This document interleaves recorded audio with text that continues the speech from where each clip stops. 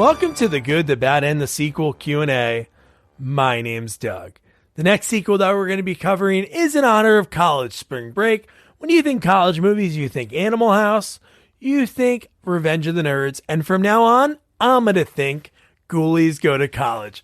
The movie has a young Matthew Lillard, Kane Hodder, and a voice of the talking cat ghoulie. Well, it's going to make you fall over. Google it if you like. What I love most is the fact that covering that movie led me to interviewing this week's guest, cinematographer Rohn Schmidt, or director of photography. It's cool because he broke down the technical terms and why one is one and why one is the other, which is so great to hear. So we had a similar conversation, if you've been around for a while, back in December, talking with what he likes to be called, what he prefers, cinematographer Stephen Poster. And Stephen and Ron have a connection, which I think was pretty cool. And I loved hearing Rod's origin story, how he stumbled into his career, into his future career while in high school in shop class. So we talked about his journey, that involves Roger Corman, The Mist, The Shield. Just his career covers the direct to VHS, the TV movie, and really The Shield is the start of those HBO-like shows on cable. So much fun to talk about. He loves what he does, and you can hear it during the conversation. Unfortunately, I didn't have my mic plugged in, so Ron sounds awesome. I sound like kind of gargly, but luckily in the interviews, I want to make sure the guests talk the most, so he sounds great, and you're going to love him. Before I start the interview, do me a solid. Subscribe wherever you're listening. Follow us on all social media at Sequels Only. And without further ado, here is cinematographer or director of photography, Rohn Schmidt. It just looked a little geeky. How's that? Is that better? That's fine. Okay. Geeky, that's awesome. Cool, man. This is my awesome. my daughter gave me these. So Nice. She'll be proud. She'll be proud of this. Yeah. Dad's using that Christmas gift. That's good. Yeah, it was exactly it. 2 years ago. Yeah. I look great at the gym with my Beats on. And they're like, "Oh, okay. You can't be that old." Like, this guy's cool. Beats. Yeah, exactly. Good. Cool, man. This is awesome. I love talking to people, cinematographers. I just talked to Stephen Poster, who was like, oh, great choice. Yeah, he was cool. No, that's a great egg. Well, that's a tough act to follow. No. I love him. Oh, you know him? Is that like a little tight-knit community? You reach a certain level and you kind of keep running across the same folks. I actually have a Stephen Poster connection in that when I was in college at AFI and they let us kind of intern with a big name cinematographer, and you can guess the end of this conversation. It was Stephen Poster, and he was working on Big Top Peter. Yes. If you've ever seen Yeah, we that. actually, it's funny. We didn't talk about that one because I don't like talking about all the credits because I like to hear more of folks' origin story and then like what goes into the job and things like that. So that was one of the sequels we didn't talk about. We talked more Rocky V, and he told me his traumatic experience working with John Avildsen and getting canned with 3 weeks left to go on it. But okay. Oh gosh, yeah. But not for anything he did. But that's pretty wild, though, of all people. Seldom is your fault that you get fired as a cinematographer. Sure. When I was in college, one of my instructors, Howard Schwartz, said that you can't call yourself a director of photography until you've been fired. And I didn't get that at all. I was like, no, I'm with it. I'm good. I know what I'm doing. This is not going to happen. And then it finally happened, sort of probably similar to Stephen's story. I don't know it, but you're fired for no reason other than someone else should have been fired, but they couldn't fire that someone else. And so, oh, I get it. Okay, yes, you're right. Now I'm a cinematographer. Oh. Now I'm a director of photography. I've been fired for no reason. So what is the term that you like to use? Because Stephen told me it's the same thing, right? It's same. I love Yeah. cinematographer. I think director of photography is almost a union term. When we work in the union, we have certain staffing requirements there, which includes a camera operator. And most of the time on union films, you hire someone, and the cinematographer or director of photography doesn't actually operate, doesn't hold or pan or tilt the Ah. camera there.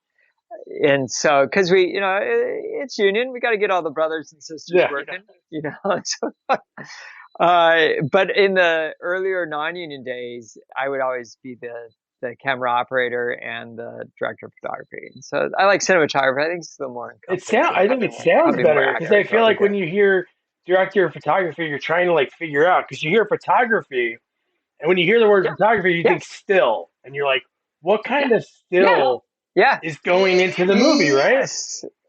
Yes, yes. Does that mean you took the pictures for the Yeah, advertisements? Yeah, exactly. I I agree. get it. It's almost now that you explain it that way that you're not behind the camera, so you're like setting up Yeah, that yeah, still, and then somebody else is operating it, yeah. but that doesn't really got it. No. Yes, Yeah. yes, yes, yes. Yeah. In a television, it's actually very useful. There's a time and a place for it. I miss doing both. And then I also, now that I'm mostly doing television, I'm so grateful Yeah. for that. Come Friday night when it's when I'm exhausted, yeah, here, you can take the camera, you can carry it around for the next 4 hours. I'm going to sit in my chair and sip some coffee and try and remain awake for the rest of the day. So, Ron, how does your story begin? You grew up in Hawaii?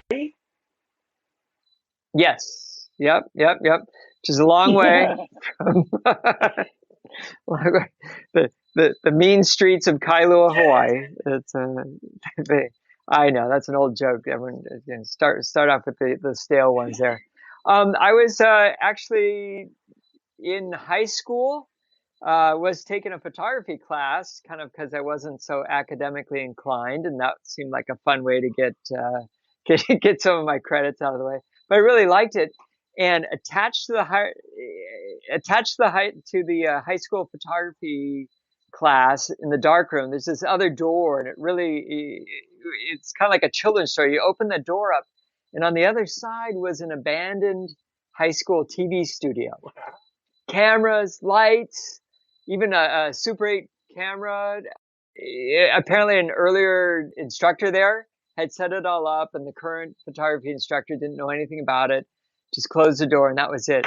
But I was just kind of walking around with the lights off and a little, just trying to feeling my way around these old cameras and cobwebs and everything on them, literally, and going, "This is cool. This is very, very cool."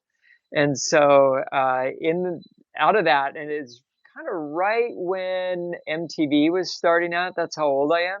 I don't know what they're celebrating there, but I loved rock and roll and loved photography and loved film. And I thought, well, if I can find a job that combines all three of these, boom, this is going to be great. This would be a great career. So that's kind of what got me started. I actually did a little film with this, literally the Super 8 camera they pulled off the shelf Nice. in the back of the studio there, and the film won a award for best cinematography.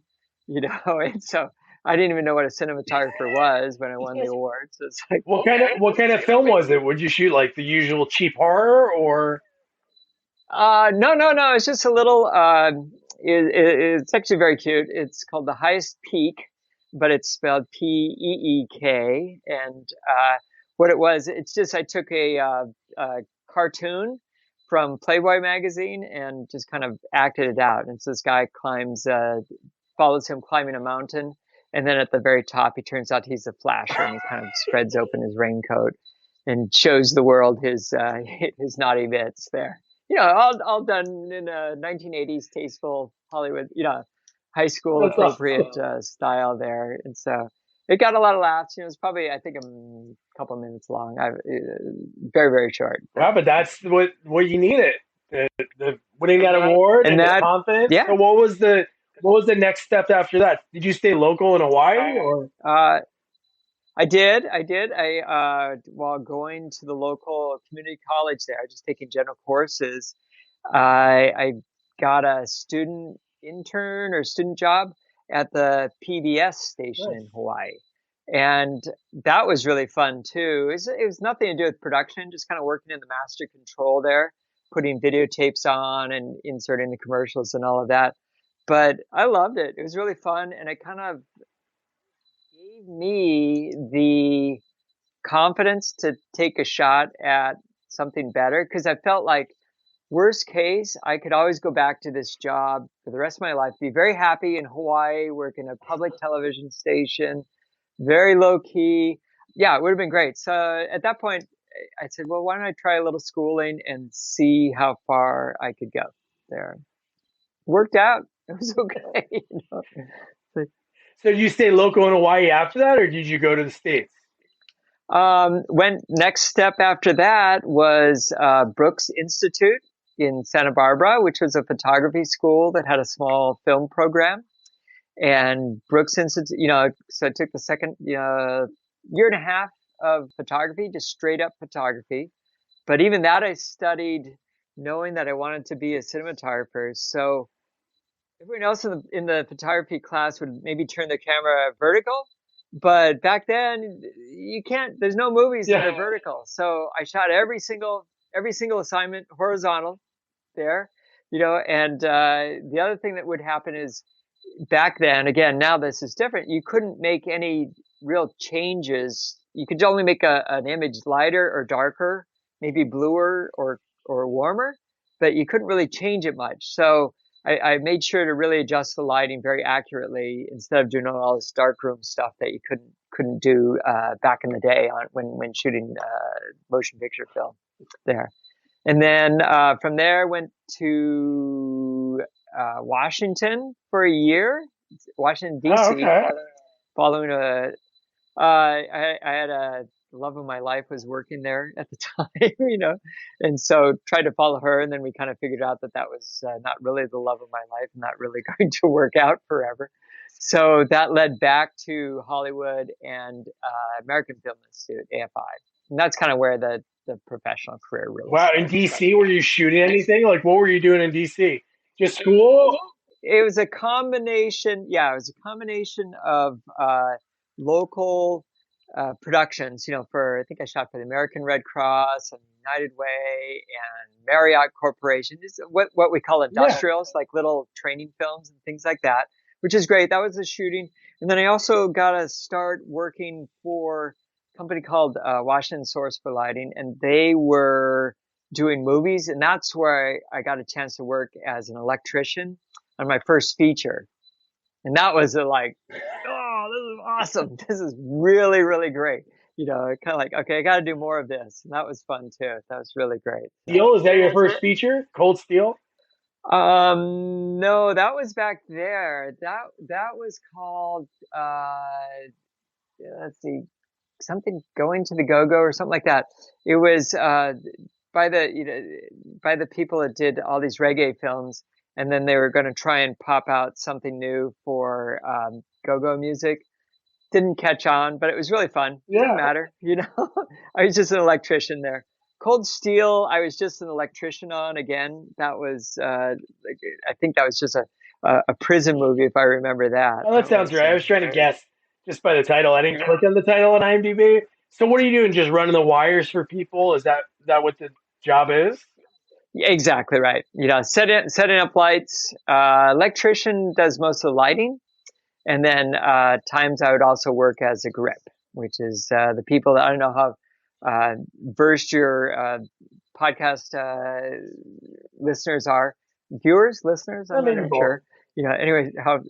Yeah, okay, excellent. So how versed the viewers are. The grips are kind of in America.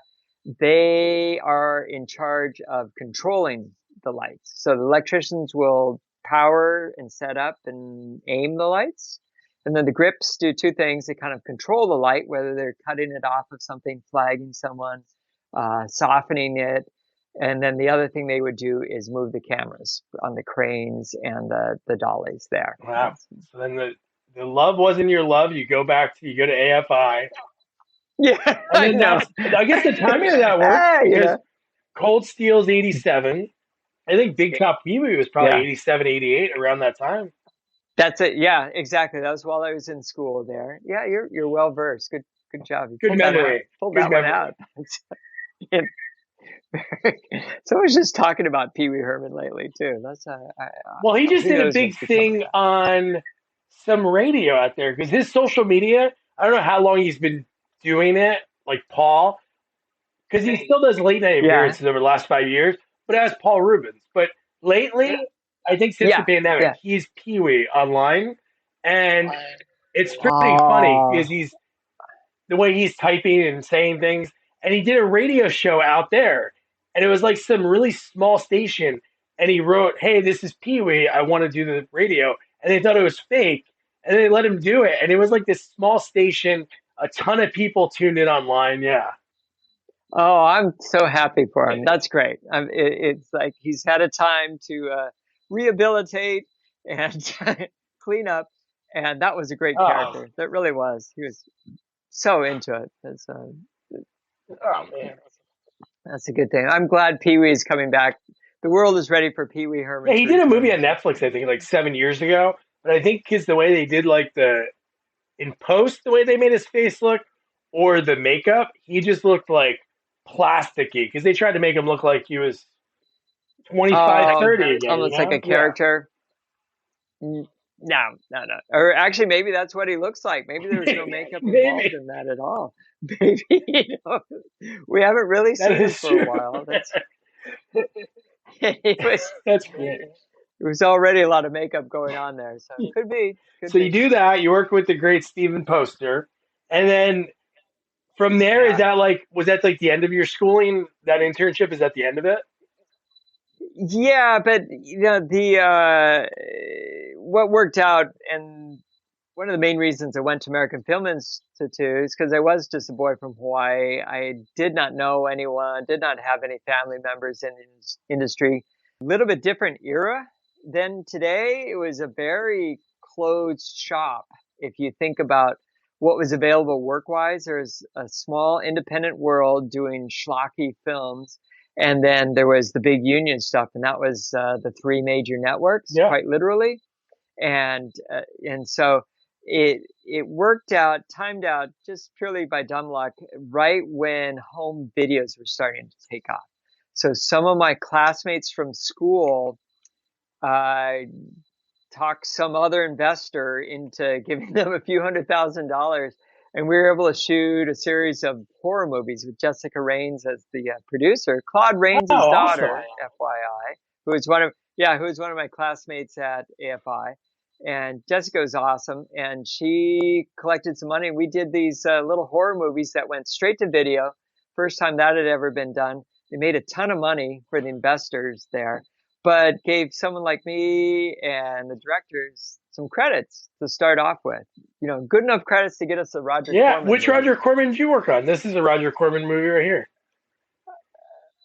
Oh, excellent. Now we're Yeah. Munchie. That's awesome. It's one of those like Jim Wynorski like family movies. This is Oh Jennifer Love yeah. Hewitt's first movie. Oh, see, that's just it. He found He did. so many Yeah. great people. He had a really amazing nose for Yeah, he young did. talent. I mean, genius, quite genius. I would say half of the people that I worked with there went on to long, fruitful careers there. So, and I was down there right around that time. Let's see, I did a couple of them. One of them, you can even see, I keep it there because it's like my Oh, first one, sweet. is the Terror Nice. Within, and I love that because that was just like the first real, in spite of these other horror movies, that was the first real 35 millimeter. I think it was released in Pacoima for 5 days, an actual theatrical release on that. But it was awesome. We got to shoot movies. It was real movies there. And The Terror Within is just a bad knockoff, kind of a combination of Andromeda Strain meets Alien. And the script is almost exactly Alien beat for beat. You're just like, oh gosh, it's like, and so it was fun. George Kennedy came in. He would always do. He was genius. That guy. He would always have like one big name to put Oh, on always. the poster, and the video box. It's all that mattered. I think George Kennedy got a couple $100,000 for his 3 days of work, which George is fine, and he was a great guy, very professional. It was awesome. It was really a blast. And that was a Corman movie? Now it's a Roger Corman movie. Absolutely. Yeah, he's good with that. And if you notice, him and Jim Wynorski, if you ever watch a lot of their movies, and I think most ideas get recycled and like just put in a different way. Yeah. There's a lot of their movies when you watch it, you're like, yeah, that's sort of exactly like blank. But instead of a guy, it's a girl or vice versa. It's just barely that. It's just barely that. In our case, instead of a spaceship, it was an underground pandemic lab.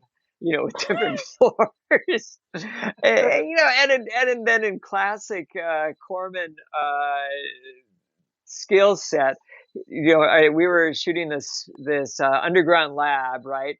And then it was also about the time of Leviathan, so they took exactly the same set, these hallways and everything. They painted them kind of an aqua green, and now it was underwater set, and they had some monster outside.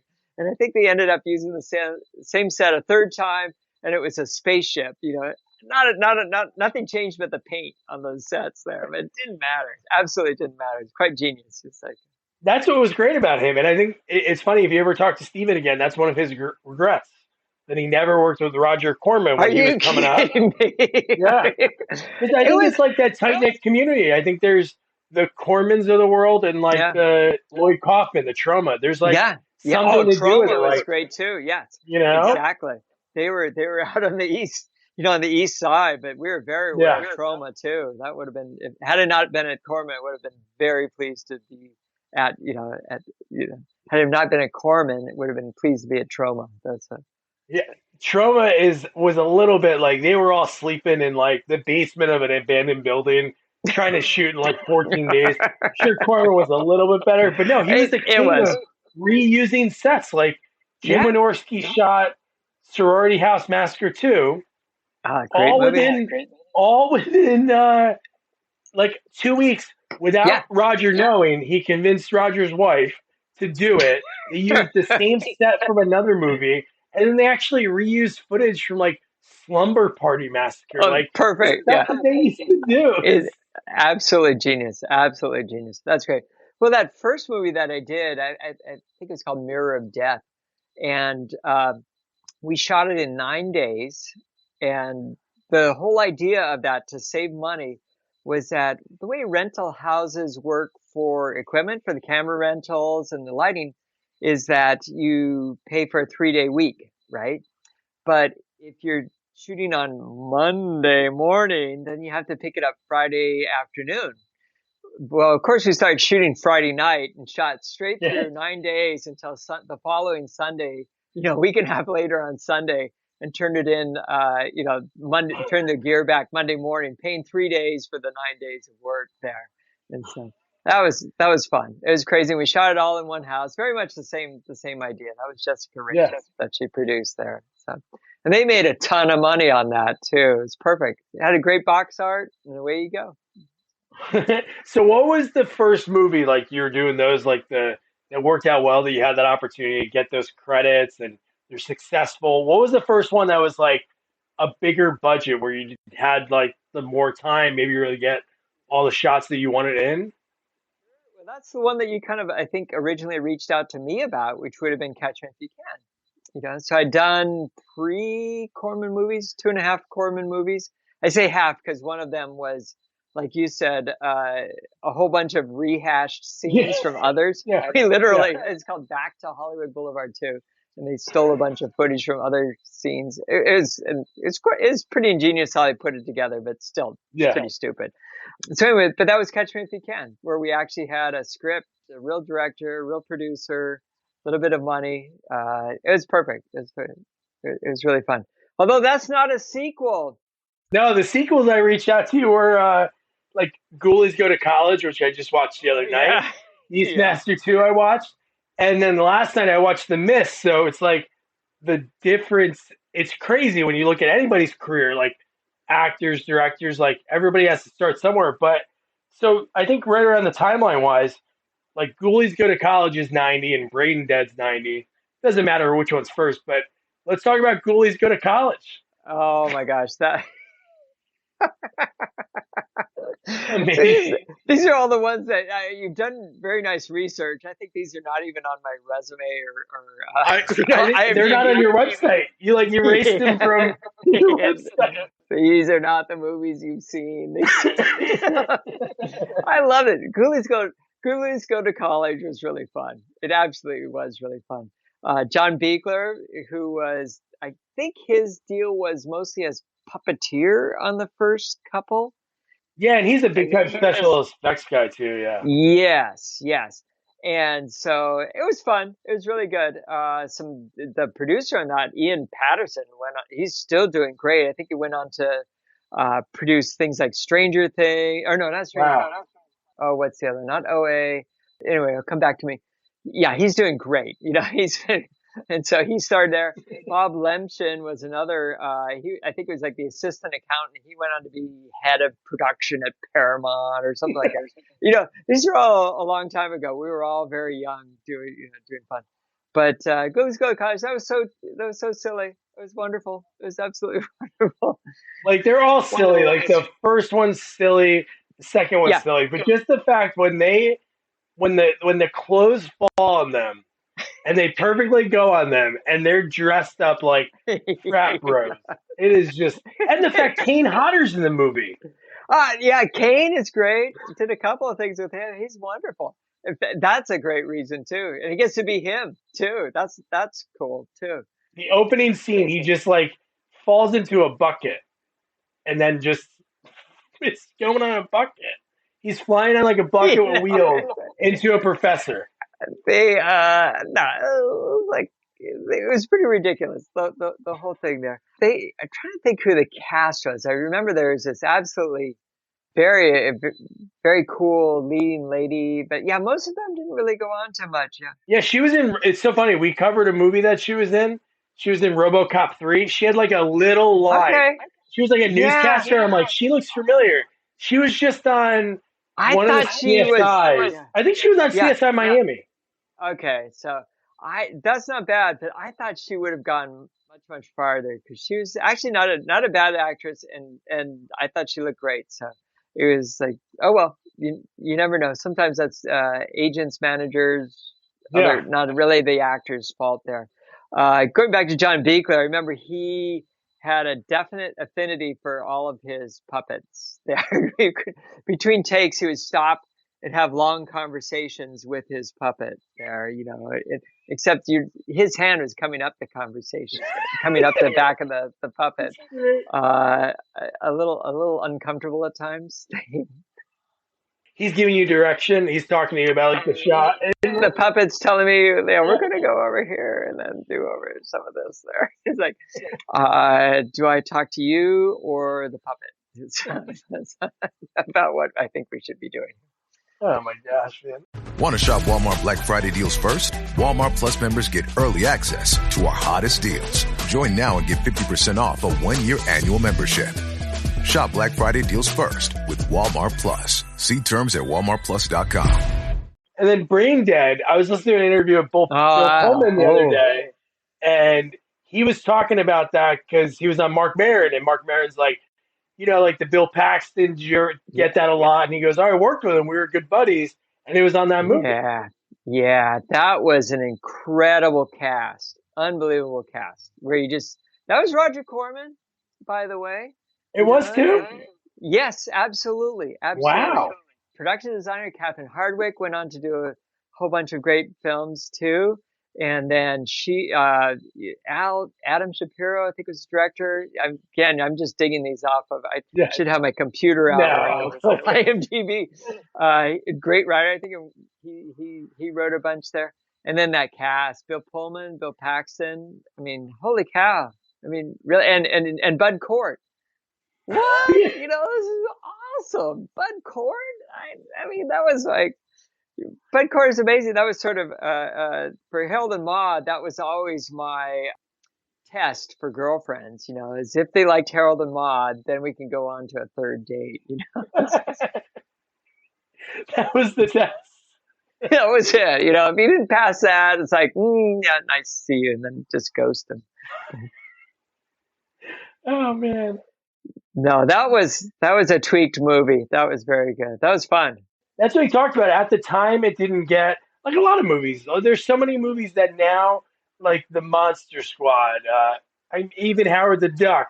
There's so many movies that don't get that Yes. love at the time, and then years later, people look back, they're like, "Oh my God, this was so unique and went for it." And that movie's like that too. Thank you. I think it really was. It was out there, and we were all very young, and we were all in. You know, the cast, director, writer, production staff, everyone. We bought into it. I think it's really cool. Yeah. It's really out there, and it's a little. You know, it's one of those films where which plane of consciousness are we working on there? You have to think on it a little bit. Of course, Roger Corman had no idea what to do with it. He was just buying the name of the cast and Yeah. what's the poster going to look like. So he didn't care how it was released or if it was released, just as long as he sold his videotapes there. That's great. And it worked out for him so many times. Like with that mindset, it worked out. It's unreal. Yeah. I should go watch that film again. I had just you bringing that up. I hadn't thought about that for 20 years. And like, there were some cool things in there that were, yeah. Yeah, Bill's story is cool. Bill Pullman's story is cool. He was from like West New York and like really like Appalachia, like a small town. His dad was a doctor, like his whole family's doctors. Oh, And he didn't make it out to Hollywood until like 85. And I think he was, God, I feel like he was like 35 or something. I was mind blown yeah. that he was that old because he doesn't look it. Even in like Independence Day, I don't feel like he's playing a president, but he doesn't look old. Yeah. They were great. The cast, they were really, really nice, very genuine, very with it. We did a scene where one small thing, we did a scene where they were out in the water and it happened to be this foggy day there. And everyone had to be out in this kind of, and we're just lucky. It's Southern California. We get the June gloom. You know, it's foggy quite often that time of year. Took a boat out into the ocean with everybody on board. And the idea is the cat, you know, he's going to wake up in the ocean. Turns out, though, when it's foggy, if you have any inclination to seasickness, and so as the first person went, you know, someone in the hair and makeup department, I believe it was, you know, and then that smell kind of comes wafting back from the front of the boat to the back. And I'm not joking. Every single person on that ship started puking over the side, you know, and I trying to remember if his Bud or Bill was in the water, but they went in because that felt fine. You know, that was all right to do there. We're hanging a camera off the back of the boat, trying to film, trying to get done, get back to shore as soon as possible. No one's, you know, there's no one checking makeup or hair or wardrobe or script because they're all green hanging over the gun walls there. And I mean, even to the point where as a cinematographer, you have an assistant cameraman. That's the person responsible for focusing, standing next to you. And, you know, we're filming and he just kind of leaned over and like, bleh, and then went back to work on focusing the camera while we're working there. Oh my gosh. I'm going to have to watch that film again. That was, there's some really great images in there. It's like, again, Catherine Hardwicke, the production designer, I think she went to like, what was it? Something Snow White and the Huntsman, and maybe one of the Twilight movies. She's big. You know, she did some fantastic films after that. But she was just the production designer on that, and just her brain is beautiful. You know, it's really gorgeous ideas that she comes up with. And then Paxton, I'm sure you might know this. He's a Corman guy. Him and James Cameron used to build sets in the 70s. Yes, exactly. Amazing. What a kid. He's a hoot too. He's that much energy on and off the set. He's not, it's not like he flips a switch and turns on. I think he just turns a switch off at night when he goes to bed. Then that's it. So at this point, do you have like a crew that you always work with? Like, do you have like your go-to, like you get hired for a movie, you could call, I don't know, how many people do you have on your team? Well, that's kind of a sad story in a way, because what happened is that back probably about not terrible. Don't worry, it's not tragic. You don't have to pull out tissues or anything like that. You know, easy. It's okay. No, probably back about 2008. Prior to that, I absolutely had a crew that was with me. Bill Gerhardt, Richard Cantu are the main operators, Bonnie Osborne, David Hayball, Gaffer, Kevin Ball, Key Grip. And this unit really did work almost continuously from 2000 to 2008, almost every day. And we literally, for the Mist, it was such a tight crew that on the Mist, Frank Darabont really wanted the crew. I don't think he cared about me as a cinematographer, but he loved all the people that I had assembled to work with me. And so we were supposed to shoot that up in Toronto, and the unions up there did not want to bring in that many Americans to work on the show. And so Frank, bless him, said, no, I have to have these people. So we went and shot The Mist in Shreveport, Louisiana. Wow. Which is, and we would, each night when we're eating dinner at the local Applebee's, he would say, we could be having a very nice steak dinner up in Toronto right now, but I wanted to work with you. And so we were very thankful to Frank for being loyal to us all there. Oh man. Was it your switch to TV? Was that what it was? What happened is that a lot of the work started spreading out across the country. And I've only shot in Los Angeles for less than 8 weeks since 2008. Wow. It's been Chicago and Atlanta, New Orleans, Vancouver, not in that order, just there's as much going on outside of LA as in LA there.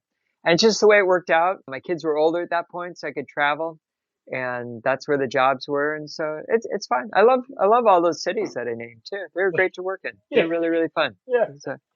Oh man. So unfortunately, what that means is that on those cities, part of the reason they're going there is to save money for the productions, which also means 1 or 2 or 0 of your crew members get to be brought in. Okay. We just can't really, haven't had the band back together since 2008, unfortunately. Yeah. Oh well, they're doing great. Everyone's really successful. Billy Gerhardt, one of my operators, he's very important to early success in the career. He's the producer director on the TV show SWAT.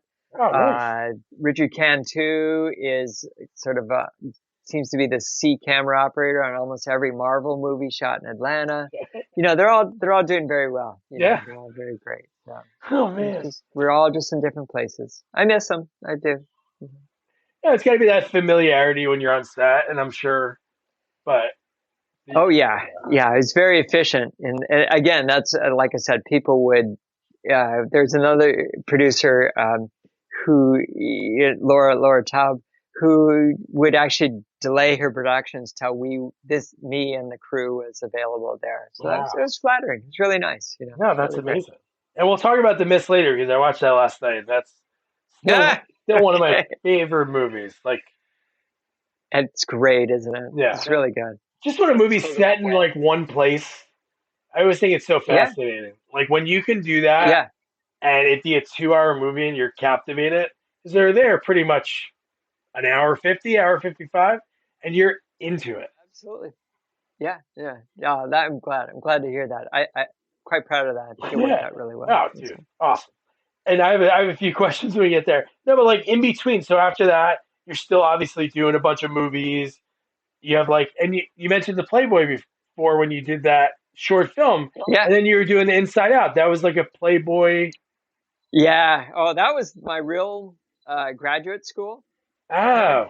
Anthology series with some,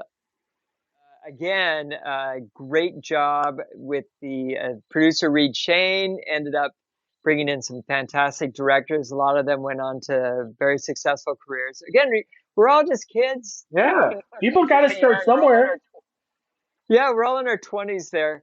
And that was fun. That was really a blast to do that. And the idea there was it was an anthology show. Each story got to be its own, just and whatever look you wanted to apply to it. Oh my gosh, that was very formative in my years Yeah. there. You can't watch it at home with the kids, No. unfortunately, but it wasn't raunchy. No. It was still kind of very much a soft R sort of thing there. That was fun. We'd shoot black and white. We'd shoot reversal stocks. All these kind of very whatever we wanted.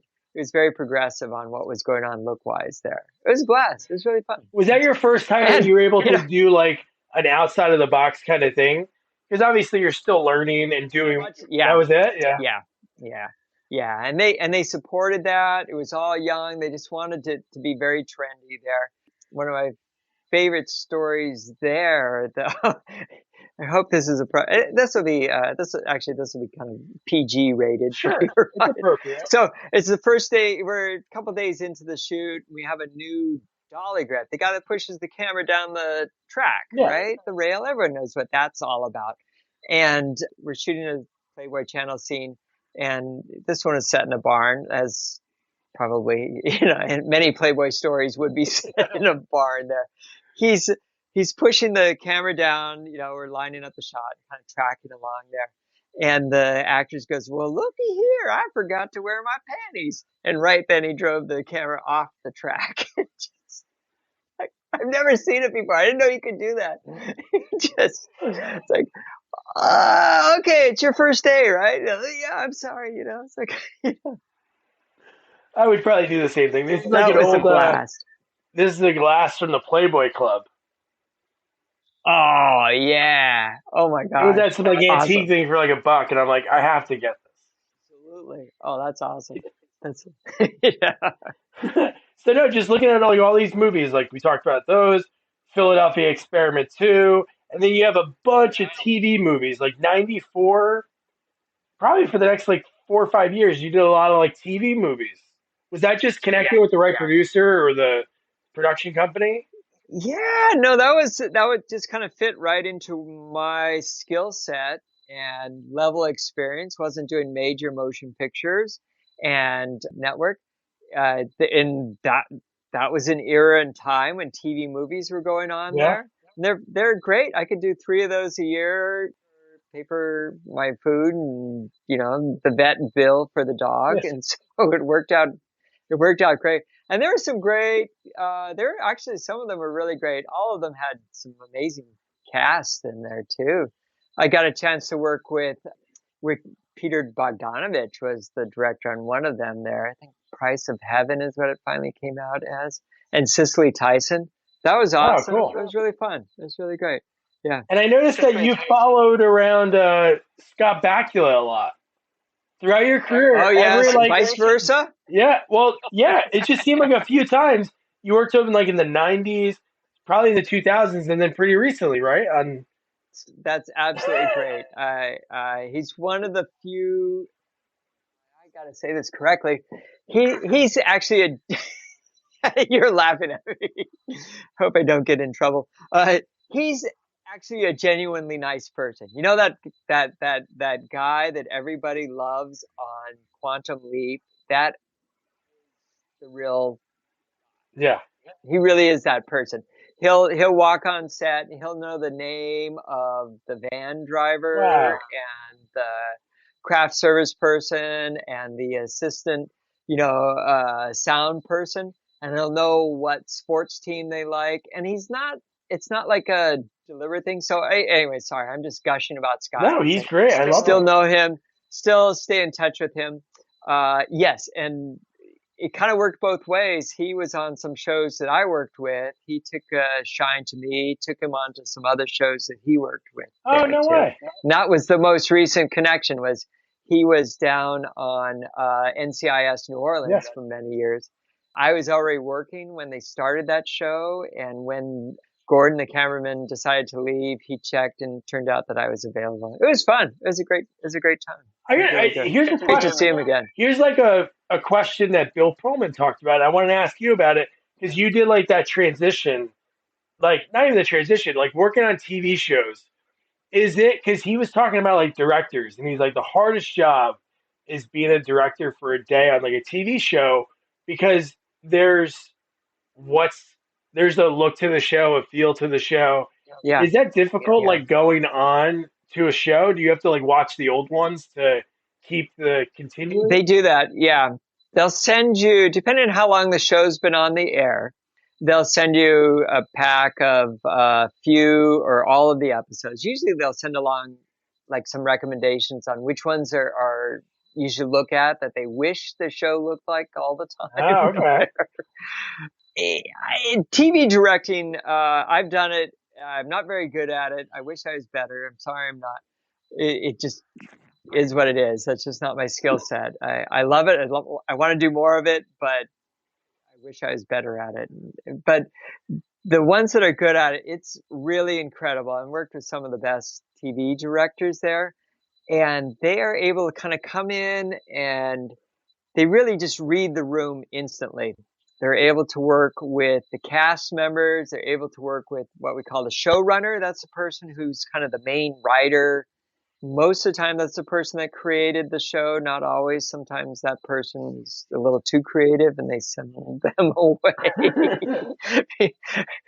And they get someone a little more just nuts and bolts to grind out the shows. It is product, definitely. But within that product, everybody, studio, network, cast, producers, want something creative. They want something nice. Just want it done on time and without too much stress. So anyway, TV directors, that's a amazing skill. The good ones, it's incredible what they can do there. There's someone, a script supervisor once described it as being to death by chickens because all day long they ask stupid little questions that don't mean anything, but they actually do at some point. And if you answer wrong on one of those, 3 days later, you might punch someone on the right in one scene, but then the bruise is on the left in the other scene, and you didn't answer that chicken's question correctly 3 days ago, and to know what's going on there. It is so crazy when that happens in movies and stuff. And you're just like, you get it. There's so much going on when you're shooting a movie. Yeah. Like we did Halloween 4, and in one of they like changed the way Loomis's like scar was, and it looked so bad. And one of the scenes, Michael Myers, the guy late at night, the actor, grabbed the wrong mask, and he wore a blonde mask for a scene. So it's like this blonde mask, like a pivotal scene that they couldn't afford to reshoot. Oh. See that? My feeling on that, I hate that. I apologize to all of the audience when that happens. We're professionals. We should be able to not have that happen. But we're also still human sometimes. Yeah. And it's late at night. Like you said, he just grabbed the wrong mask and it's still a business. I'm sorry. It's embarrassing for me when we have those errors there. It really is. And who's supposed to catch it? Is it everybody's eyes on it, or is there one person that is looking at the cup was on that side of the table? Well, yeah. To that end, it is each department is responsible. So there's an effects department, there's a wardrobe department. Say a makeup department or special effects makeup should know what side the scar is on or the bruise is on. And then over all of that, there is the script supervisor, and that's who's trying to double check for everyone. And the script supervisor, they get a lot. It's amazing how much they get, but still they're now watching all of those departments. So sometimes it gets through.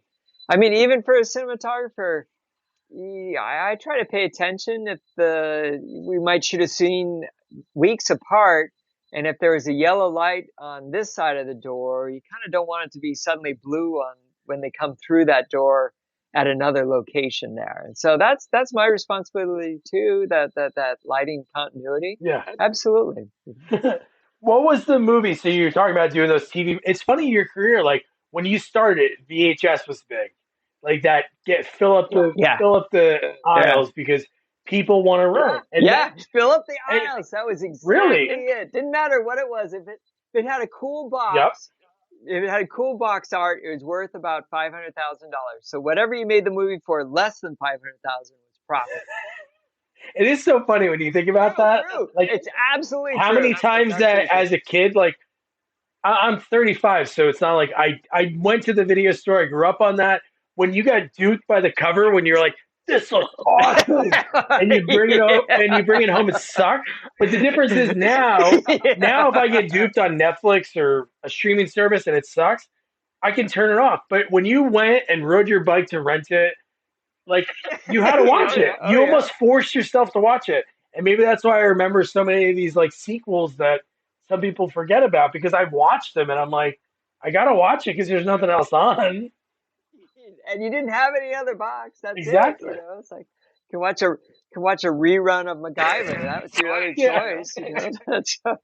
So the TV movies, there's a ton of those coming out because that's what like the next wave was like, hey, let's not get the people to go to the store. Exactly. Let's get them to tune in on a Saturday night or Friday night.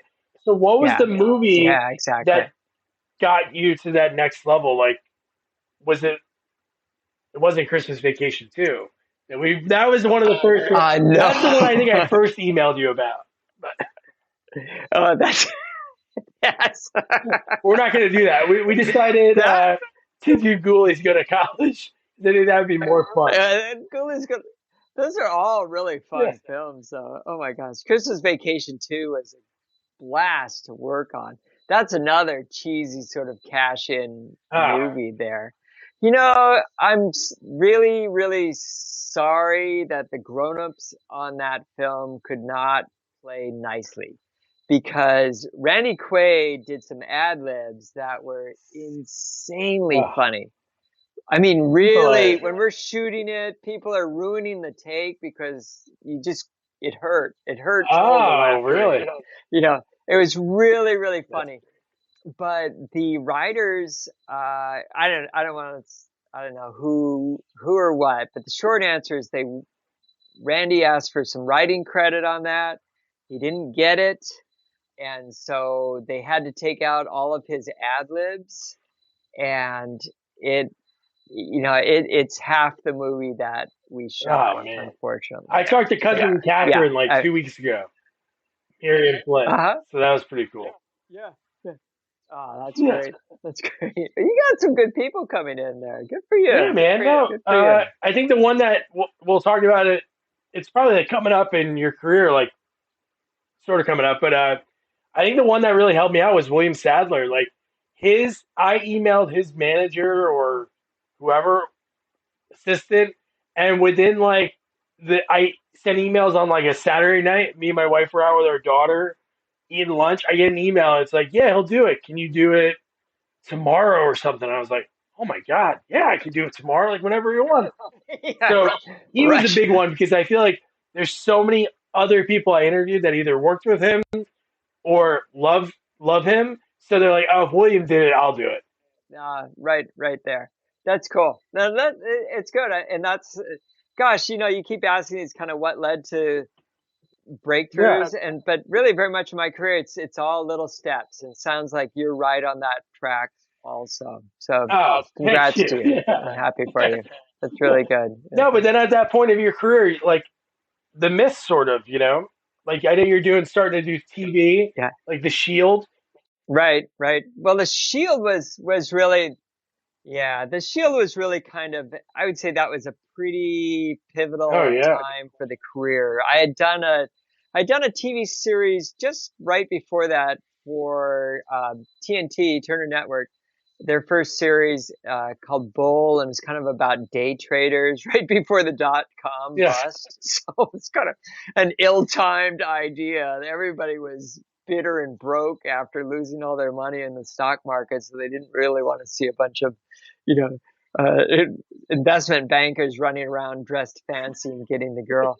Anyway, but I was really kind of done with television at that point. It was a very unsatisfying production. It's just very TV in there.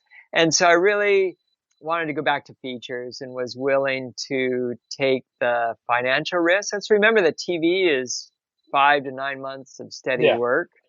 It's a grind, but when you're a family man, you've got a daughter, you wanna provide, that sometimes leads to your choices. Anyway, so after doing Bull, I went in for an interview on The Shield, and I was not interested in doing a TV show. I was very cocky and standoffish during the interview on that show, and for that show. And I still presented, but I was like, no, I don't really want to do TV. Maybe I'll do the pilot. So turns out I got hired for the pilot. We can back up to a story about the FX pilots there for that cycle. And I did the pilot. It was fun. It came out great. But I remember thinking while I'm shooting the pilot, like, are you kidding? A cop show in LA? Do you know how many nights that's going to be? I'm never going to work on this show again. No way. If it gets picked up, forget it. I'm going to turn it down. And so, but it was really great. And they used some great stuff. And the director, Clark Johnson, was so, inspirational as a crew member there. And the producers, Sean Ryan, the showrunner, Scott Brazil, the producer, just really wanted something different. You always hear this in these interviews, but these guys actually wanted something different. And The Shield was off the charts for what was going on at that point in television there. And I love the people at FX. They said, why do we have to pay HBO $10 a month? Why can't we just put good programming, progressive, aggressive shows on regular, on cable TV there? And so blessings to them, blessings to the producers. And sure enough, they actually really did want to go for it. And I went for it. I really did. And everybody, it just kind of blew up, and it became the style for TV shows for many years after that. I mean, remember FX at this period? Their only other show was Son of a Beach with Howard Stern. Howard Stern and that was the other guy. The dad show. from Parker Lewis Can't Lose. I can't think of his name, but he's in a ton of stuff. But he was the lifeguard on that show. Yeah, I know. It was like this cheesy, silly, like really cheap looking, didn't matter show there. So that was really kind of a big break. Wow. I don't know if break is the right word, but that was a very milestone moment in my career there. Finally, someone was willing to let the creative people, both the production design, the cinematography, the acting, the writing, just go do it. And that's kind of the magic of all what's going on so much now on Netflix and these other streaming series, is they let the artists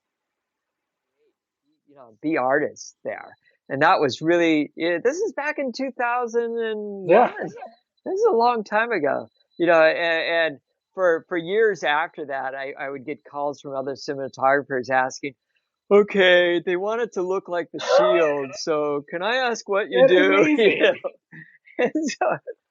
But the one thing I wanted to ask you about was like The Mist, because one thing that I was able to find was, obviously I love the movie, we talked about that before, but I love the little like 12-minute documentary about Scene 35, which I would not have found it if I didn't look on your IMDb under Self. And I Googled it, and I'm like, oh, dude, that was intense. Cool. Yeah, no, that's very good. Tell me, what is Scene 35, just so I can know, because I don't know. I'm sure you know. It was like a documentary. I'm sure they filmed because DVDs were at that point, you could do behind the scenes. So it was the scene that they tried to, everything that was storyboarded by Frank, they couldn't do. So everything was on the fly. And like one fascinating part about it was because obviously you have it's your work. When people watch that movie, they're seeing your work, just like anybody that's involved. And he was like, he looked at you and he's like, Ron, do you think we can use the artificial lights and like add it into the scene? And your face was like, I think it could work. And he's like, well, it's going to have to work. It was so clever, like watching that. What was going on? Yeah. Okay. Unreal. That was really fun. Well, that actually was a transition from The Shield. That's a perfect segue. Yeah. Because Frank came in and directed an episode of The Shield, and that's how he met me and the rest of the team. And this is again segue from what you were asking about earlier about having, like a crew that you're working with. And at that point, it had been a crew. And when we were applying for that job to take the people up to Canada, we figured out that those two camera operators, Billy and Richard, had actually been on the set for over 10,000 hours together. And so they really did have this magical connection there as operators, and we could communicate in such a shorthand there. So that's why Frank really wanted us for his low budget, The Mist. There. But it was low budget for Frank. He could have gotten a lot more money if he had changed the ending. But he was really adamant about that very dark ending there, which is not necessarily in the novella from Stephen King there, but whatever. That was just where his brain was at that point. He just had that kind of, dark feeling. That's amazing negative. That somebody was like, if you do a different ending, you'll get more money, but he was so set. Wow. No, exactly. Absolutely. And so, so he had to do it for, 18 or 20 million, and he could have had essentially whatever he wanted for that film there, if it had a happy ending there. But that's what's powerful about that film is that ending. Oh my God, I still get chills thinking about that. It's really remarkable. Did everybody know about that? Did they keep that like hush hush? Yes. I don't know what's out there in the world, but maybe this is an exclusive, but it was very limited who had that. Obviously the people writing the check, so the studio or producer, knew about that. And beyond that, it's pretty small list of people. Obviously I was involved in that. The main cast knew about that. You know who did not know about that was the boy. What? And so obviously his parents did. Yeah. And Frank Darabont, in all of his genius, did not tell him, the boy, that that's what was going to happen. And I'm getting chills telling this. So when we filmed that moment there where he opens his eyes and there's a gun pointed at him, that is not acting. He had no idea. That was like the third take. On the other two takes, he was just supposed to open his eyes. And on the third take, kind of Frank gave the signal and they held the gun up to his face. You literally see his eyes dilate, in the fear there. It's incredible. And that's just sort of, genius directing. Because that's something you can't act. And acting it, he was an amazing actor. That boy, he was absolutely incredible. But still, you can't really act that moment there. Wow. So like I said, that might be an exclusive for you. I don't know how many people. No, that's amazing. I never knew that. Really, really incredible. No, like I was saying, it's so funny. Whenever I talk to people, it seems like sometimes there's like these. Like full circle, like there's other things that recently happened. I just thought about, not like I watched it, but the Sex in the City with the Peloton bike. Did you hear about that and everything? No. What's that? Oh, so I never watched it. My wife did, but the original. But she was like Sarah Jessica Parker's like husband in the show. He dies in the show on the first episode of the new show using a Peloton bike. He has a heart attack. But in order to cover it up, they filmed like 5 or 6 days worth of fake scenes with him in it So people had no nice. idea. Oh, that's a good. So that's what I was thinking. That like he was okay. Yeah. Yeah. So I was thinking, like, with The Mist, when I watched great. it, I'm like thinking about that. Did the other people not involved just think there was a different ending, or they just didn't get that page? Yeah, because no, there was sort of a limited script, with your name on it that had the actual piece there, and we were filming that. It all takes place in the car there, in the SUV. So only the people in that car and the camera operators really, there's really a dozen people would have known about that. And so, yeah, it was cool to be a part of that. Yeah. Frank's genius. He's pretty amazing.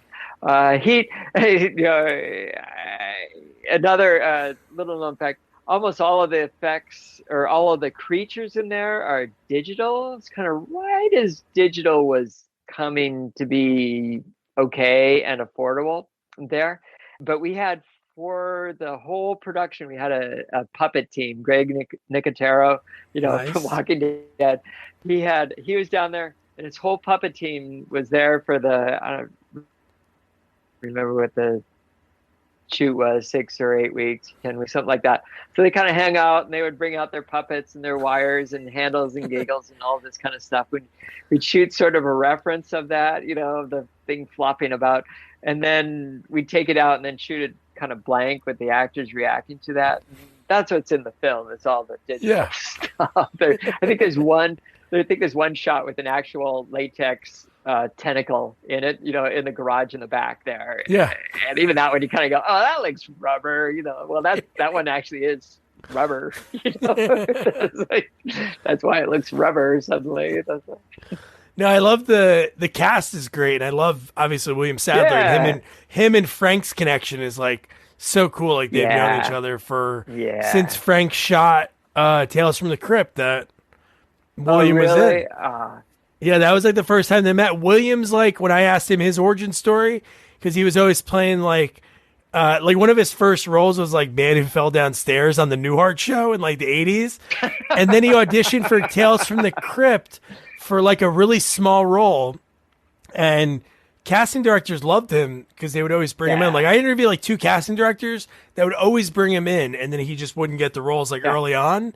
And he auditioned for a role, and then when he was leaving, he was like, hey, can I audition for The Executioner? Because it was the pilot of Tales from the Crypt. And they said, yeah, they kind of want a blank. And they said some guy's name. So then the lady was like thinking. He went to his car. She went out the window, looked out the window and said, okay, you know what? Let's just tape it for the hell of it. And then that changed it. He played The Executioner, then Hard to Kill, then Die Hard 2. And that's where him and Frank met on The Executioner, the pilot of Tales from the Crypt, and then look how much they worked with each other. I love that. Frank is, like Scott Bakula, a very loyal person there. Bless him. He likes to have his people around him there.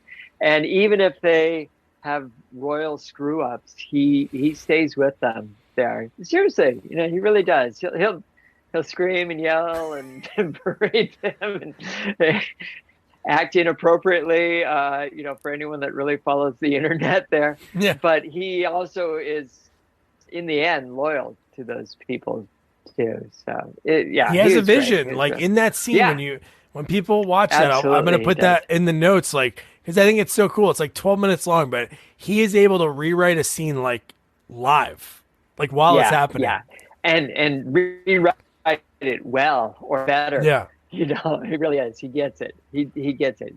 Truly a genius. Yeah. So, Ron, you were talking about, I know sometimes people update their IMDb's and it's so long ago. Are you still teaching at all? I like to. I'm trying to find something here in Chattanooga in the area. There's not too many options, though. I've checked with the local schools here, and they don't really have any film programs. That's funny you mentioned that. Just today I reached out to a university about 45 minutes away from here saying, hey, it's like, if you'd like me to come speak there, I'll report back if they actually said yes. It's hard. Maybe after this interview, they won't do that. Yeah. But even back in the day, there was like what? the major cities had it, and maybe like I think there was one in Texas in the 80s, but now it's like more and more. But I don't know if Tennessee at Chattanooga has all that. is. There's a big program up in Middle Tennessee University, but that's about 2 hours away. And then Atlanta has some nice programs going on too, both at SCAD, which is South Carolina or Savannah. Anyway. Oh, Savannah State, one of those? Yeah, something like that. Yeah, they have a really nice film program there too. But again, those are all 2 hours away. I'm trying to get a little bit closer. A little bit closer. Yeah. Have you taught any classes before in the past? Yeah, no, I mean, I've lectured at American Film Institute, back at my alma mater. That's awesome. Also at Brooks Institute. I did kind of a reoccurring thing over at Northwestern. Got tied in with one of the film instructors there. And that was fun. Each year, just kind of, we'd go in and figure out where his class was. Some were very basic, some were more advanced. Some would come visit the set. Other times we'd do lighting demos or just lectures there, depending on what was appropriate there. It was fun. It was really great. I like it a lot. That's cool. Full circle. You get to go to AFI. Yeah, fingers crossed. But it's like, would love to share back more. Definitely a goal. Steven's there. Right? You got to connect with Steven and then fly out, and you could do like a day at AFI. Yeah, yeah. Okay, no, I know. It's no. Steven's great. But again, just flying out for a day. I would love to have something close enough. No, sure. I could actually help to that there. So anyway, that's the kind of thing that finds you. It definitely will. Yeah. Oh, so no, like what I always like to ask people at the end. There's two questions. One is, if you didn't do this, if you didn't go into fall in love with photography, stumbled into that door, that forbidden door that you found, all that, was there any other like career paths that you had that you wanted to do? Yeah, kind of like a 1.5 difference there. I think the half difference, if I hadn't been a cinematographer, I would have loved to have gone into special effects. The guys on set that blow stuff up. But they also do a bunch of other things too. They make props that do funny things or fall over or fall apart all at once. And that, I just love the kind of the problem solving that would go in with that. That would be fun. I would be very engaged in all of that. Plus, how great is that to get paid to blow stuff up? Yeah. Who doesn't, okay, yeah, how big you want it? Yeah, we can do that. I was like, absolutely. Just give me a few minutes. But then the other one, oddly enough, was as a parallel study track while I was in college before film, I was looking at finance there. So I could have been an investment banker, flying around in a jet, with a starched white shirt, making 10 times more money, but way less happy, I'm sure. Yeah. I think you made the right choice. I have no regrets. I really don't. It's been great. Blessings to all the luck that I've had along the way there. Yeah, man. And I always like to ask folks, like, what did you ever take any mementos from set, like along the years where you're like, yeah? Any ones that are legal that you could talk about?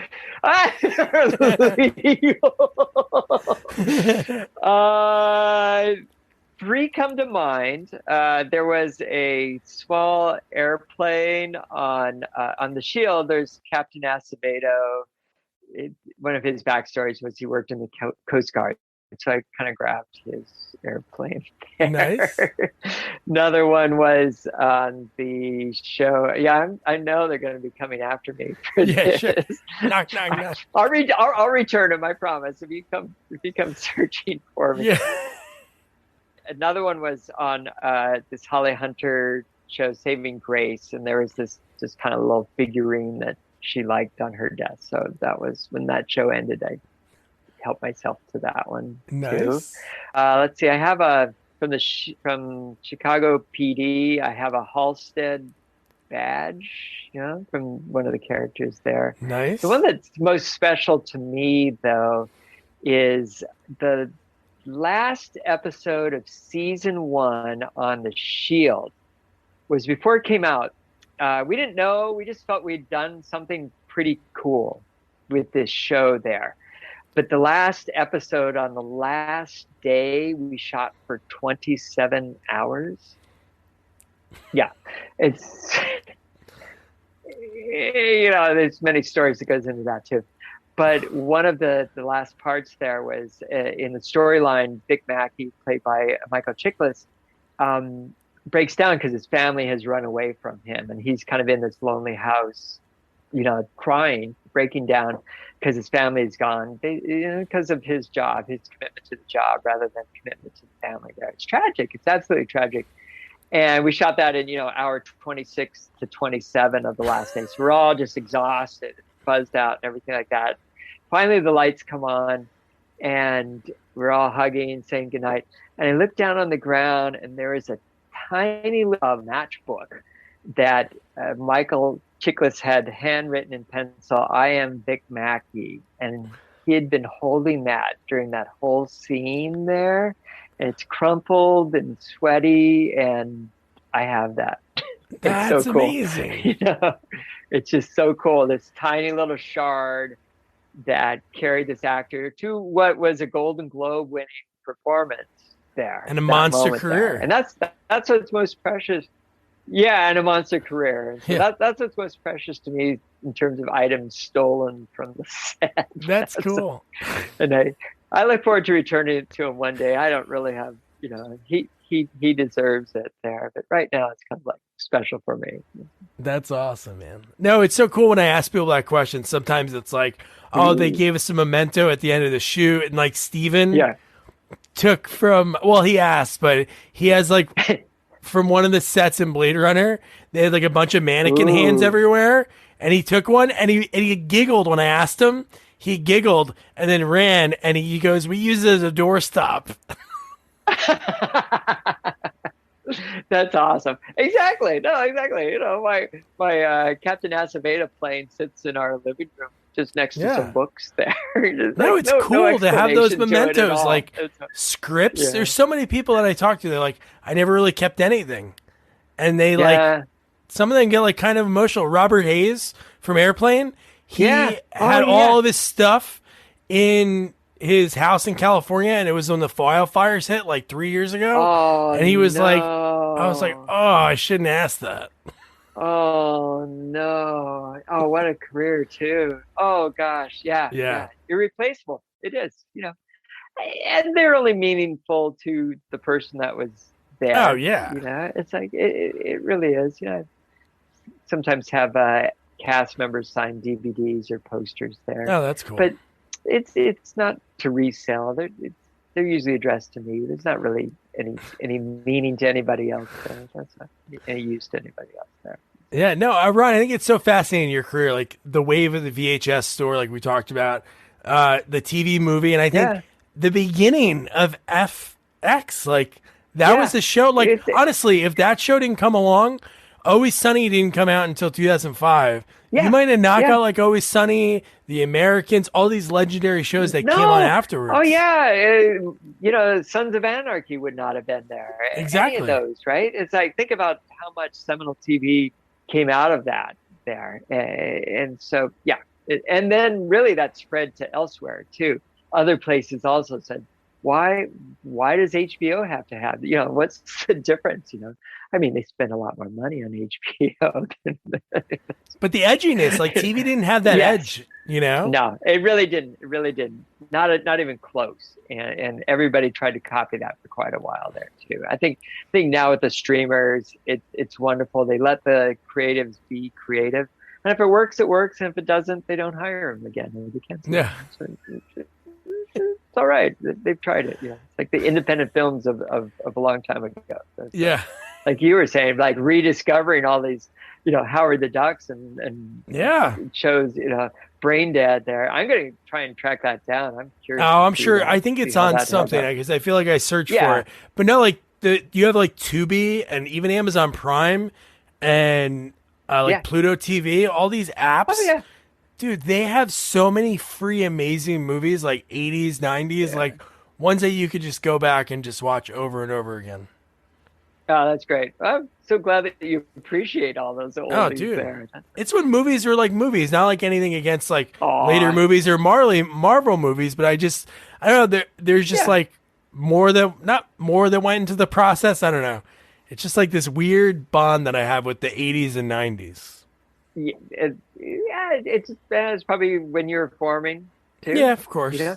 But they were a little more singular, perhaps. You know, they weren't doing even all of these streamers. Almost all of them are longer shows. Very few of them are just one-offs. You know, just 85 minutes. It's a perfect length. It really is. Everything's all the features now are 2 hours, 2.5 hours.